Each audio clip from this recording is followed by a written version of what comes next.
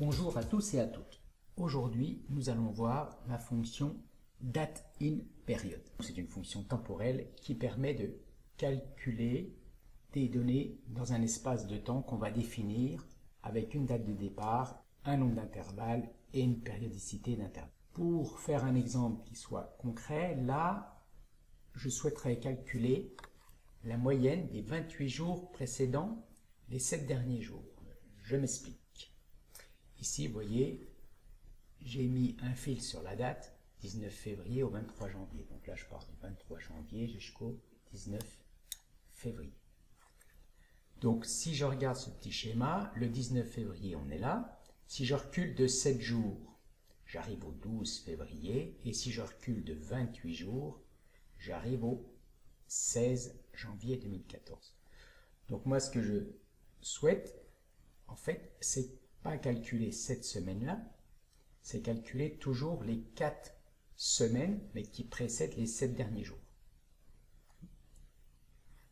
De façon, donc là, sur cette page-là, là, je me suis justement positionné du 16 janvier au 12 février, ce qui fait que le total de ces 28 jours fait 1 188 000. Donc si je fais une moyenne dynamique, qui automatiquement va éliminer les 7 premiers jours, se déplacer dans le temps et prendre les 28 précédents ici.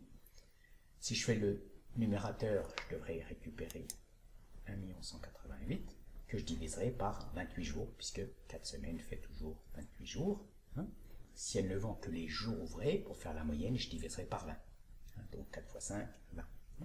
Donc, on va réaliser ça. Donc pour ça, je vais créer une nouvelle mesure.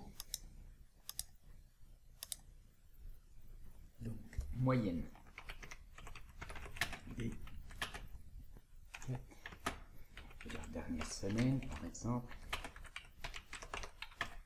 c'est égal à 1 calculé. Alors, je vais calculer, c'est mon total CA.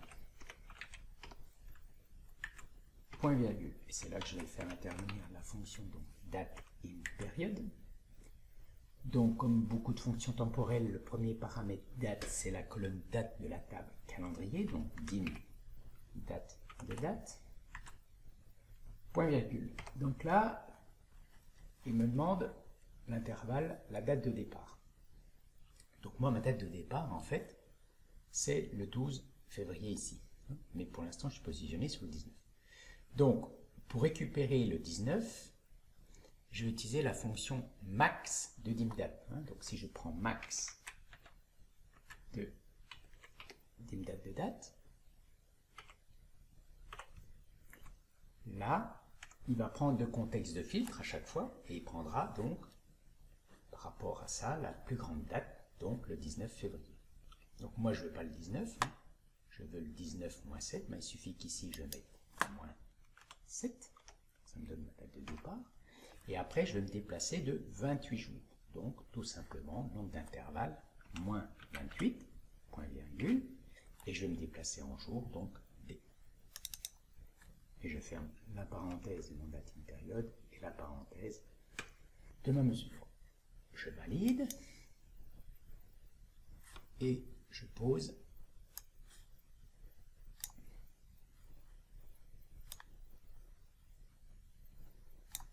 et on voit donc qu'au dernier jour, au 19 février, il a bien fait la somme des 28 jours précédents, du 16 au 12, c'est le chiffre que j'avais ici, puisque là j'avais sélectionné du 16 au 12.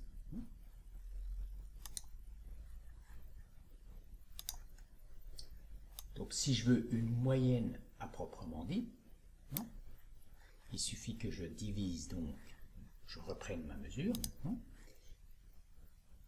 et que je la divise par 20. Et voilà, j'ai ici donc, on va mettre un petit peu de mise en page,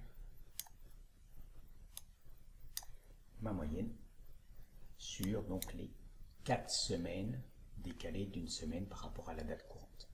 Donc voilà un usage de la fonction dateInPeriod. Au revoir et à bientôt.